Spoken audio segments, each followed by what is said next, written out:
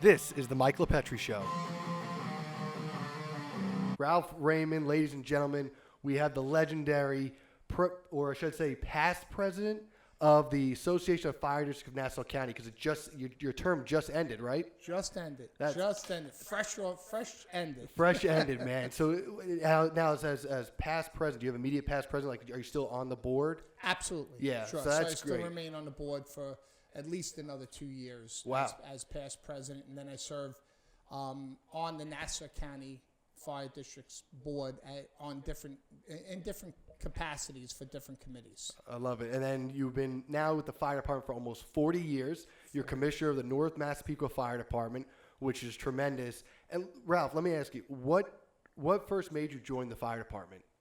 The passion to help the community, the brotherhood, to help out the community, to help your neighbors, to help your family, to help your friends, drew me in to become a volunteer firefighter. And then once you become, it's like an addiction. Once you become a volunteer firefighter, it's such a great network with family-oriented and brotherhood, sisterhood.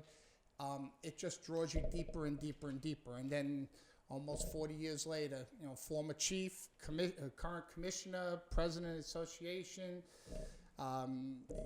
EMS, all kinds of stuff. It keeps dragging you deeper and deeper.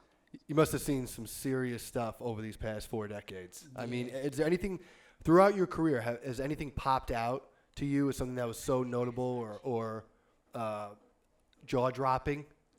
I have to tell you, Sandy hit home pretty good, because to see that level of devastation so quick, so rapid, and to see the displacement of so many different families and friends and just the displacement of the community, don't forget, it paralyzed Long Island. And it was just, that was overwhelming. I can remember going back down with Sandy. I served as a resource coordinator for the North Massapequa Fire Department. We actually coordinated the resources with the utilities for the southwest sector of Long Island. We actually coordinated the restoration of all utilities. But in addition to that, we were part of the recovery for Long Beach. And just to go down into Long Beach and see the devastation in Long Beach was really mind-boggling. That Sandy was probably one of the most most vivid memories of something being bad. Yeah. I mean, it's tremendous, because you think about how when Sandy hit, I mean, everything else just stopped, and that was just the focus. I mean, completely. You couldn't even get gas. Right. And I give you such kudos to you and all your other colleagues. And that's really, that shows you how much the fire department is a brotherhood, because each and every one of you were looking out for not only, don't forget, you still had your families to attend to, and then now you're going out and helping everybody else. I mean. So Mike, great point, your families. So now you're asking firefighters to come down, leave their family, that their family is suffering the same devastation that everybody else is, leave their family and come and help their neighbors. So with Sandy, one of the biggest obstacles was to try to take care of the firefighter's family too, because the firefighter is no good. Firefighter, EMS person is no good to you if they're worried about their family as well. So we try to take care of their family. We opened up shelters for firefighter families. We stocked the shelters with water, with supplies. It was a major undertaking. It really was. But that was probably the most devastating part of my career, seeing Sandy and seeing that devastation that we all went through. Everybody. I think everybody had that blank look on their face. Yeah. Oh yeah. I mean, it was zombies, because what do we do? I mean, this is something that has terrorized our entire way of life, and frankly, now how do we get out of this? And such during tough times in October, then into November. So now it's getting cold. I mean, it's baffling. But I tell you what it did do is it highlighted how crucial the volunteer fire service is on Long Island, both in Nassau and Suffolk County. And I think the purpose really of having you on today was highlighting exactly just that. You know, as the immediate past president of the Association of Fire Districts of Nassau County, you have this understanding of how all the fire districts operate in each of the various hamlets throughout the towns of Nassau County. And I think it's so crucial, according to a FASNY report that just came out, and I think this is wonderful. Let me get this. It's the Firefighters Association of the State of New York, FASNY. They came out with a new report that just showed how volunteer firefighters reduce municipal government expenses by eliminating the need to pay for career firefighter wages, benefits, and related costs. Volunteer organizations engage in extensive fundraising, which avoids tax levies for purchasing, maintaining, and operating firefighting equipment. Municipalities do not need to spend funds on fire stations with living quarters or other structures, which saves them a full range of annual operating expenses, such as administration and utility costs.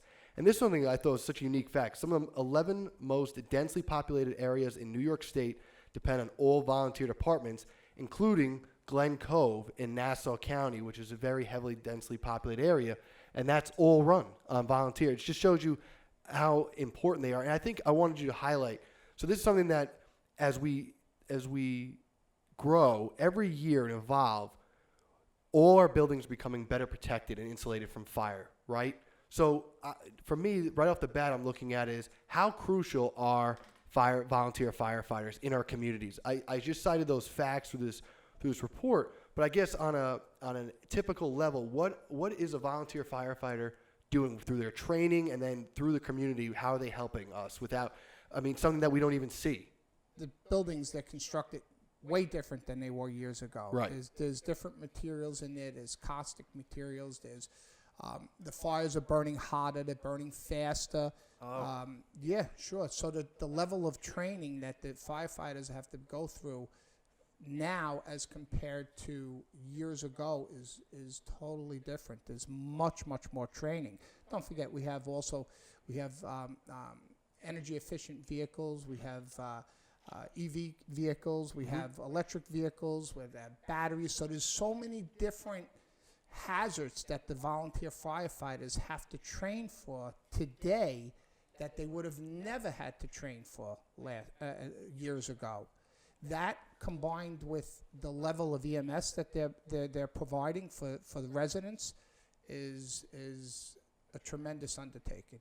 Totally tremendous undertaking. So when you say, hey, you know what, like Glen Cove is relying on total volunteer firefighters. Yeah, they're relying on volunteer firefighters to go through extensive amount of training not only for fire but for EMS. It's mind-boggling. Yeah, see, and I didn't think about that in terms of the materials that now do catch on fire, but they are combusting much quicker or in a hotter fashion. That's something to me that's fascinating. I would never have thought about and then now the volunteer firefighters have to go in to put out these types of fires, which is crazy. What is the training that's involved? So most fire departments have a minimum standard training, and the county is pretty good because Nassau County and Suffolk County, most counties are very good, where they provide that level of training, where they provide the level of real live burn training in a controlled environment. A firefighter now today is training at least twice a week. You know. Wow. Oh yeah. It's a tremendous amount. Is there like a minimum amount of hours that they have to? Each fire department has their own standard, but you have some level of training with 1 to 2 times a week, and then as a department they all go together once a month at least. Yeah, something for me that I found interesting was that involvement on the EMS side. I was hoping you can kind of talk more about that and the role volunteer firefighters play in the sense of responding to ambulance calls and those in need, the seniors or children, etc. But how does that work in play in Nassau County? So for me, I used to always think when I make a call on 911, the ambulance comes from a hospital, and then the hospital is handling it. But I've come to learn is that's not exactly true. No. Right. Can you talk more about that? So sure I can. Sure. So everybody knows 911. We're all trained. Any kind of emergency, dial 911. 911. Unfortunately, there are different layers. Like when you call 911, you get the police department. Some police departments sometimes don't necessarily notify an ambulance to respond. Sometimes they have to notify an ambulance company to respond.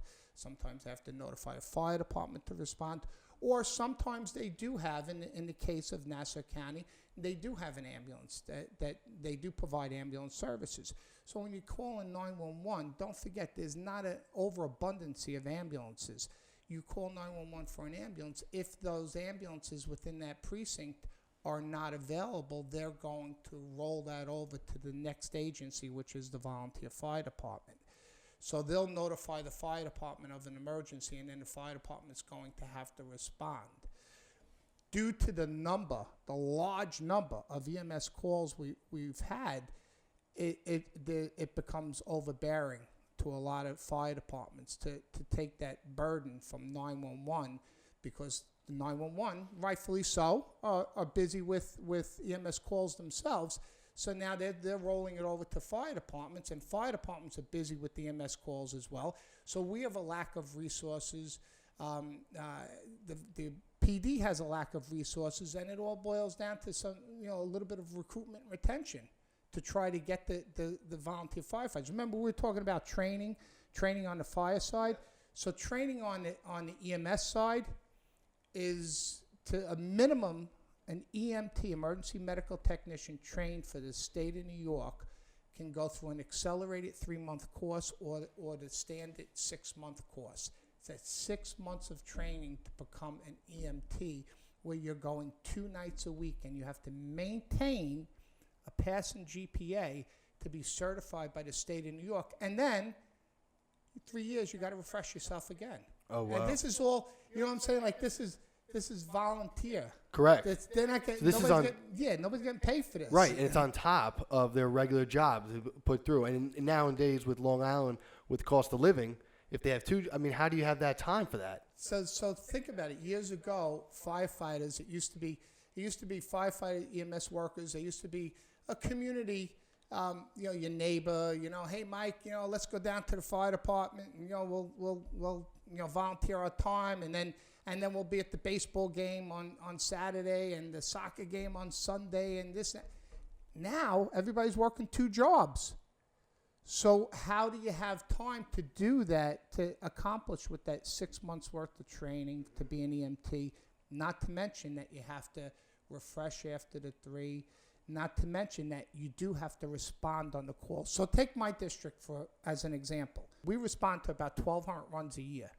So out of the 1,200 runs a year, 2/3 of those are EMS calls. So and now the average EMS call, it used to take less than an hour. You respond to the patient, you bring them to the hospital, you check the patient into the hospital, you go back to the rig, and now with the mandates from the state, and now with the hospitals, the hospitals' emergency rooms overflowing, and the delays getting your patient even into the hospital, the average EMS call is like 2 to 3 hours. Oh, wow. So think about that. Put that in perspective. Like, you're doing this as a volunteer. So Saturday, you're home, you're trying to be with your family, catch up on your stuff, and you're volunteering. You get 2 calls. That's 6 hours out of your day. Yeah, I'm shot. It's gone. It's gone. Your whole day's gone. So it's an issue that we're looking at, and we're really trying to come up with new initiatives. I do sit on a battalion EMS committee, the county EMS committee for the districts, and we're trying to come up with different initiatives to try to relieve the stress of the EMS calls. What type of mandates has the state imposed that has created this type of burden to elongate the calls? Well, there's different. The call now, as far as the EMS taking down the information, there's EPCR. So it used to be you fill out a regular piece of paper. Now it's all electronic. Now there's QAQI. There's different checks that you have to go through as far as the EMS, as far as the EPCRs. There's different levels of training now for EMS. EMS years ago, they didn't have we used to refer to it as scoop and run. now there's so much. It's like medicine.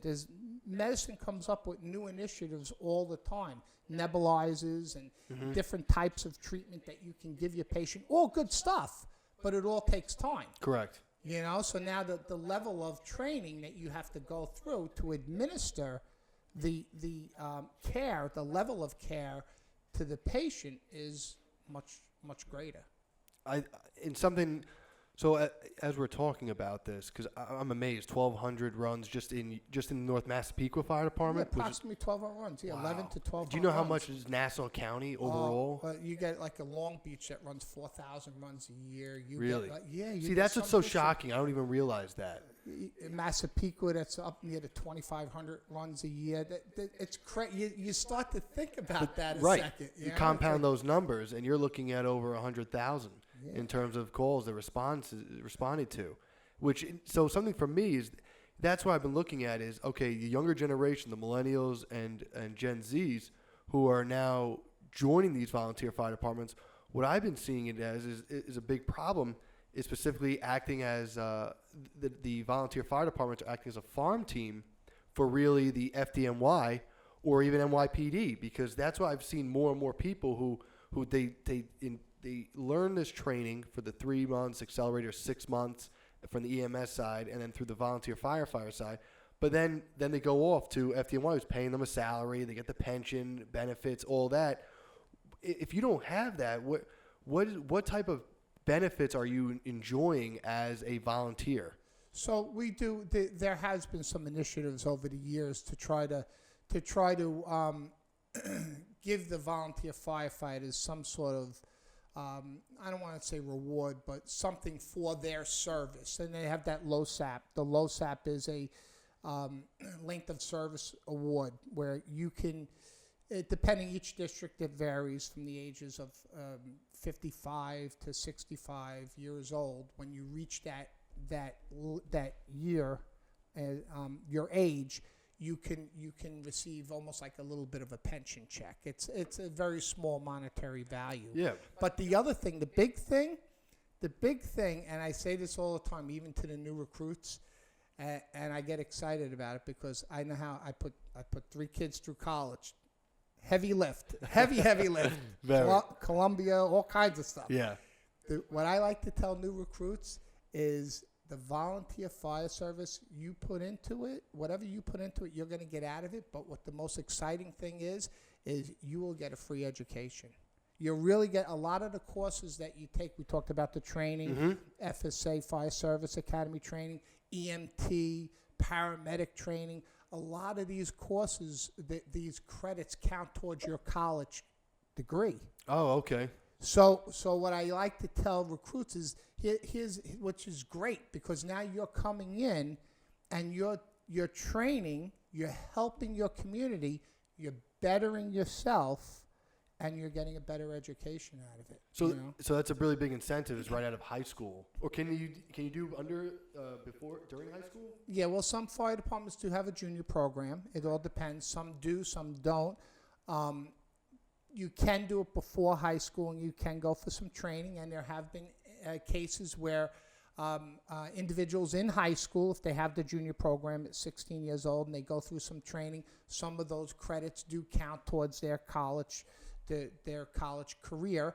But most times we like to try to, and we have now, there's a big initiative, is to try to recruit from high school, because like we talked about earlier, your family, you have kids, you have your wife, your husband, you're busy with the kids all during the course of the day. If we can get kids that are graduating high school interested in volunteering for their community, whether it's firefighting or EMS, and mainly EMS, because right now we're in an EMS crisis all across New York State.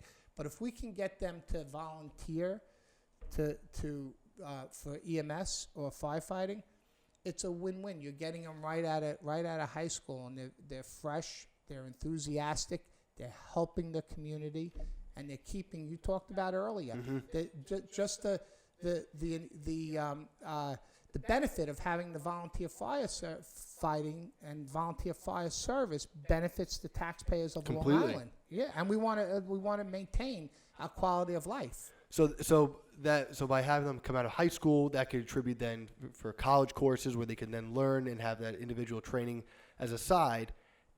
But my thought process is, because some have always said, now, shouldn't we just have like what FDNY has, where they have that full time? Now, obviously, you see those costs that are being incurred from that, because you were just speaking about now an EMS void that we have, a real deficit. Can you elaborate on that? What's the situation as it stands? Sure.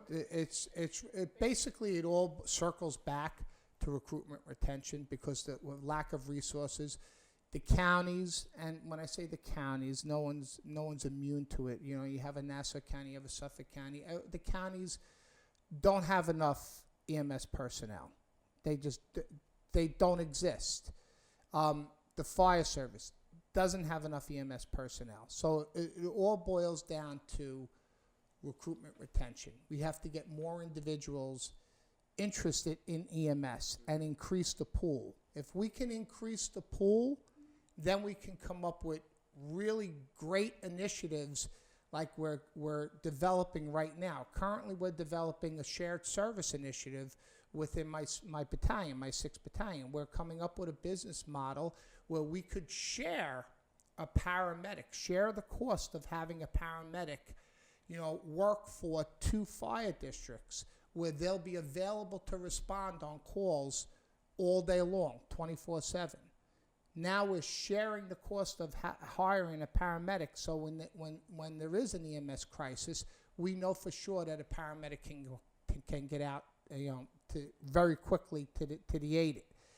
Suffolk County does that. They call it TAC ambulance. They call it a TAC paramedic. We're taking that business model and we're trying to adjust it to where it fits in our battalion. So we're doing the same thing, all with shared resources.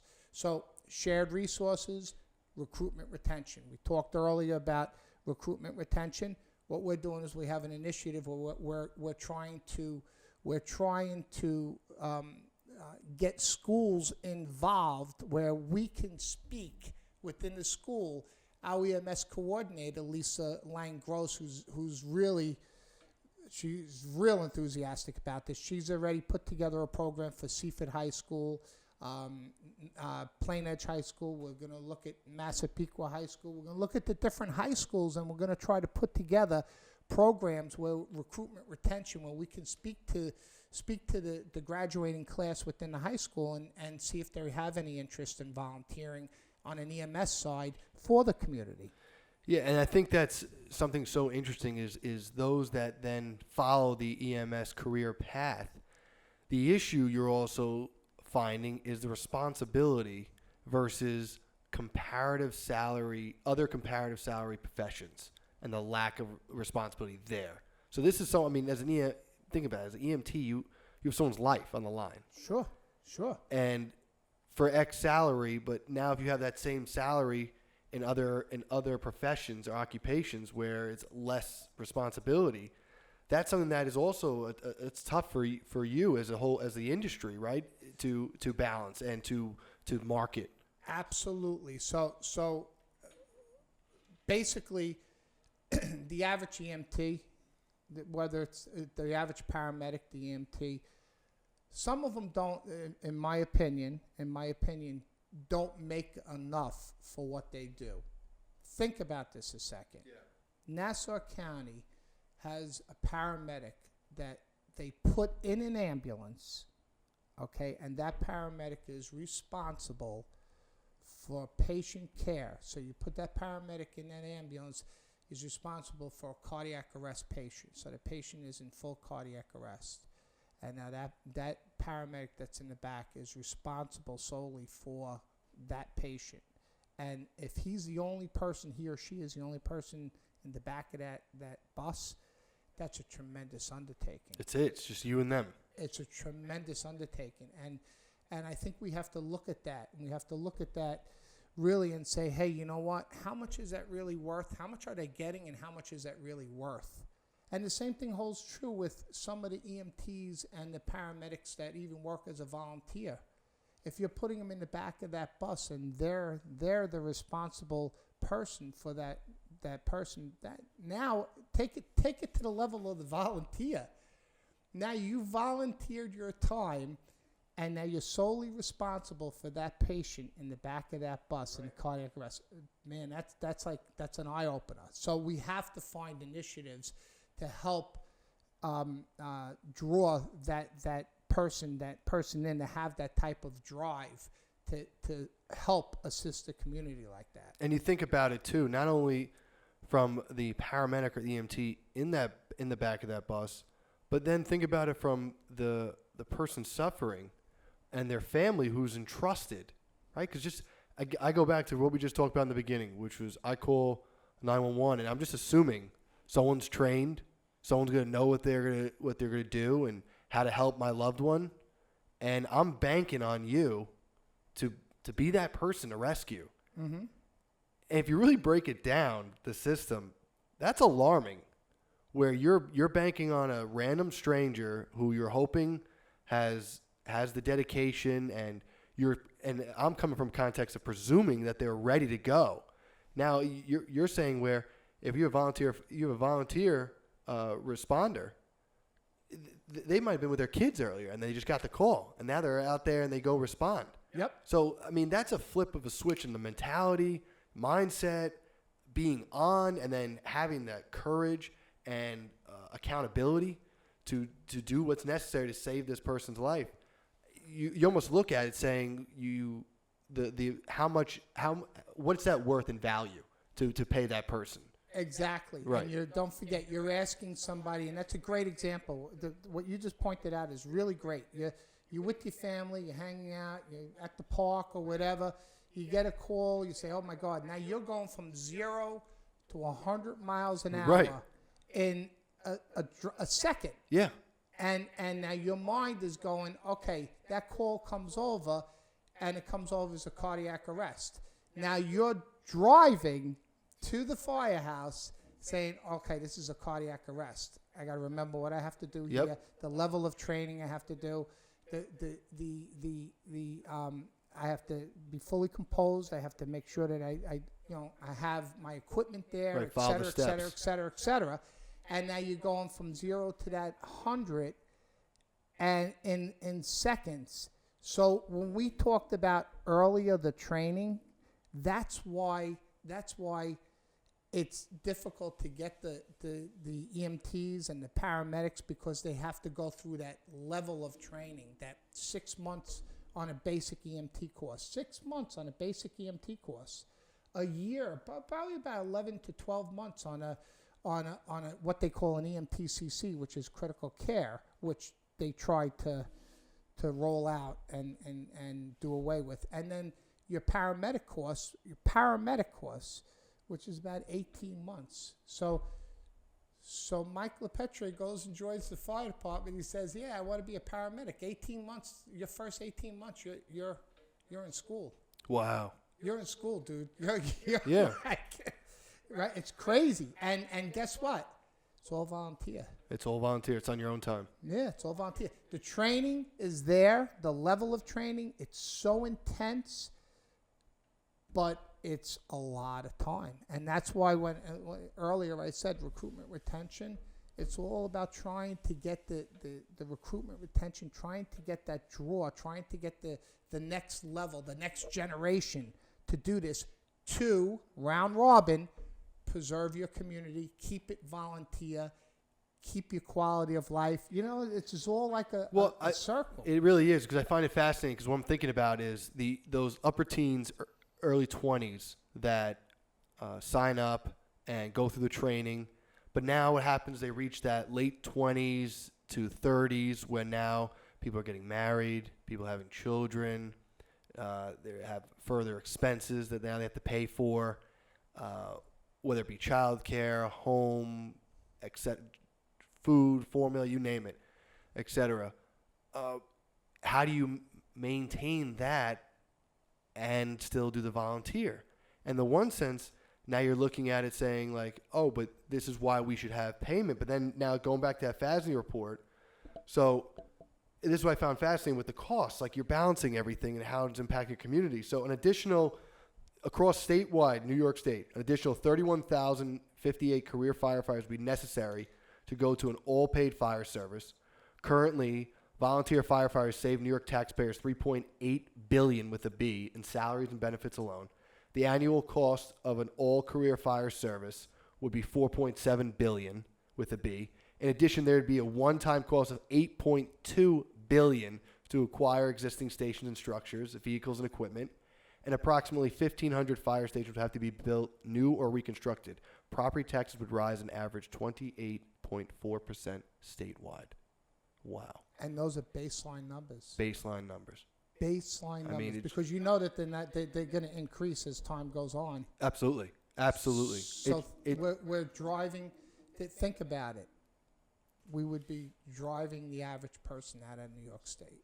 Yeah. They wouldn't be able to afford it. Long Island, our quality, we wouldn't be able to afford to live on Long Island. And that's the seminal issue. I think just starting from the beginning where I was saying how necessary are in this day and age, I was assuming everything was up to speed. You know, meanwhile, you're telling me just in North Massapequa, 800 of them just EMS calls of the 1,200 runs. Think about that. Like, that's insane to me. And how much is relied upon from the volunteer fire service to save people's lives, to go out and respond to calls, to go into homes. I mean, especially during the pandemic, I can't even imagine how that must have been like for you and for your colleagues in various departments. I mean, you talked about Sandy, but now with the pandemic, with so many calls for people who were passing away. I mean, what was that like? That was awful. You're here's where, think about this a second. We just went through all the training to be an EMT, to be a paramedic. You're trained to save lives, and you're trained to do the best you can to try to bring that person back to life. Don't forget, when you're in the house and somebody's in full cardiac arrest, you're not in the house alone. You're usually in the house with the family. So the environment that you're in is extremely stressful. So you're in the house in cardiac arrest. You're trained to try to get that person, revive that person and get some sort of vital signs. And now you put the pandemic on top of it. We were at a point, and I'm sure you remember because you've seen it on the news, we were at a point where the EMS service and the volunteer fire departments, the police departments, the ambulance services, et cetera, were on a diversion as far as protocol goes. We were told at one point from the state of New York that we'd go into the house after 20 minutes. If you could not revive that person, you pack your bags and go away. No way. Yeah, it was on the news. It was all over the place. It was people were like, oh my God. It was like, yeah. So you're trained to do all this intervention, and now it's like you can't take them to the hospitals because the hospitals were filled. The hospitals were bulging at the scene. So you're talking about, earlier you said, what's the worst? The pandemic was the second, as far as I'm concerned, because it paralyzed the fire service as well. Don't forget, we're asking, this is amazing, we're asking a volunteer EMT to go out on an EMS call in the middle of a pandemic and treat a COVID patient, come back to the firehouse, and then go home with their family. For nothing. Ludicrous. For nothing. Right, for nothing. And I remember, oh man, I mean, that's the stuff that people don't even realize, and I think it shows you, I think, how much now you're seeing all the courage, and I think the commitment to the cause, because you have to be committed to completely disregard all the harm that you're putting yourself in, and frankly your loved ones in those circumstances.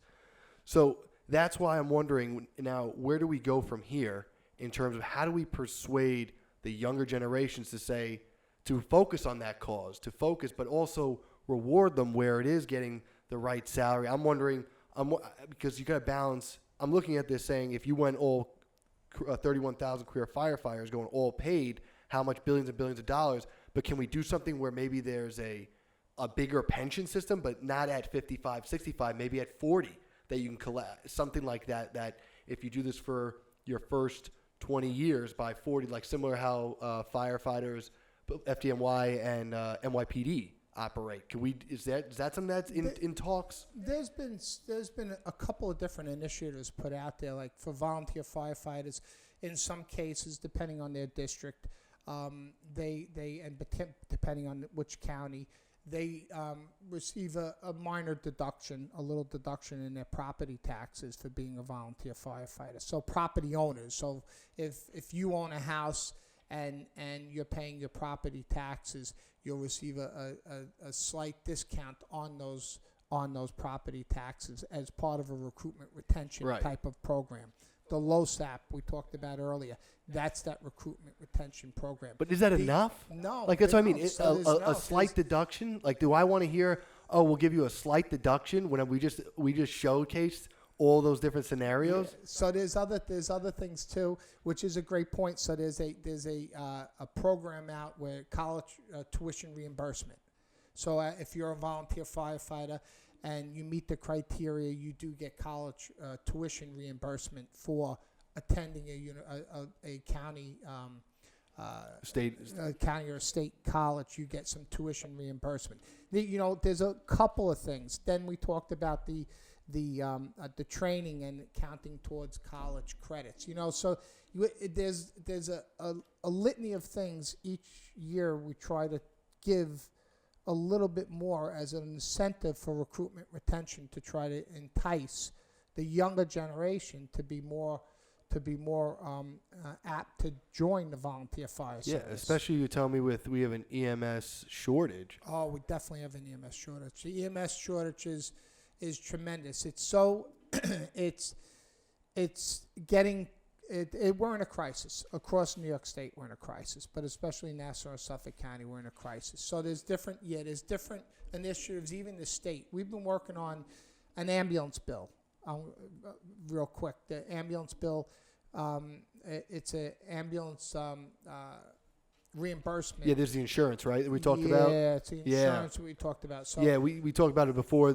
Can you enlighten the viewers to exactly this? So for I can't tell you how long, for many years, Nassau County, ambulance services, Suffolk County, different agencies, FDNY, all bill an insurance company for service for taking somebody to the hospital. In Nassau County, it never affects the patient, the patient going to the hospital, because they bill the patient, and if the patient doesn't have insurance, then it just kind of like goes away. Yeah, the taxpayers eat it. Yeah. Well, it's part of the taxpayers, but it's money from the insurance company that was always out there and never claimed. So this year, we were able to pass. It was actually last year. We were able to pass the ambulance recovery bill, and what that did was, again, for years, all of those other agencies were able to bill, but not the volunteer fire service. Right. So every single time single time we went out, we couldn't bill. Right, and then the taxpayers had to eat that instead of you collect the money. Meanwhile, all the other private companies were able to collect. Our services come from the tax base, just like every other services. Yeah. So now what we're doing is we're able to bill insurance companies. Now, what can we do with that money? Is the question you're going to ask. And what we would do with that money is we'd put it towards EMS. Absolutely. We put it towards EMS response. So in the North Massapequa example, we hire a paramedic to stand by at the firehouse certain hours of a day. So if there is an EMS call, I know, I can put my head down, I know within minutes, not 10, 20 minutes, but within minutes, 3 minutes, that person is out the door, at the house, 3 to 5 minutes, treating the patient on an ALS, advanced life support level, because we hired a paramedic. Yep. So think about that. That's great. So what we're able to do through ambulance recovery money is we're able to take that money and hire that paramedic. But again, harder to find the paramedics because it's all recruitment retention There you stuff. go. You got to get, you know what I mean? So it all goes full circle. And you hear me say, I don't mean to repeat myself, but you hear me say a lot with that recruitment retention thing because we have to entice more people to be more interested in EMS, in volunteerism. I'm telling you, I think the first thing is you got to have that carrot. You got to have it where not a slight percentage on property taxes. You're taking like 15, 20%, 25% off your property taxes. Because nowadays, especially my generation, they're finding homes and they're like, oh, I could do this. And you hear property taxes. Oh, it's going to be $1,500 a month, $2,000 a month, or $1,000. They're like, oh, see you later. Can't afford this now. Yeah, and if can you imagine what it would be if we weren't fully paid? Like, oh man, if we're fully paid, I mean, then we're done. Long Island's game over. We're done. So it's a catch-22. It really is about how imperative more people need to be. Now, let me ask you. So for the viewers, before we wrap it up, for the viewers that are watching, if they have children that are interested in being involved or getting to know more, or they're even adults. I mean, is there age limits of how old when you could begin? When is there an age out? Anything like that? Sure. Some fire departments, again, have a junior program, Explorer program that starts at 16 years old, 15, 16 years old. But for the most part, you have to be 18 years old to be a volunteer firefighter or EMS worker. So that's usually the age limit. Now, I'd be more than happy to share with you as far as Nassau County, our Nassau County EMS coordinator, or myself, my contact information. We can share that, and anybody who is interested, give us a call. We'll be more than happy to guide you. What's the best number to reach you, or email? You could call me at 516-903-4349, and I'd be more than happy to put them in touch with their local agency, and or I guide them through how they can go get some information on volunteering for the fire department or ambulance corps within their neighborhood. Perfect. I mean, Ralph, it's just been a pleasure, buddy. This has been wonderful talking to you. Likewise. Love to learn all Always. about it and hearing all you do, man. Keep it up. Congratulations to your time as president. And honestly, man, 40 years of service. God bless you. Thank you. Thanks, Mike. Thank you. Thank you. Thanks.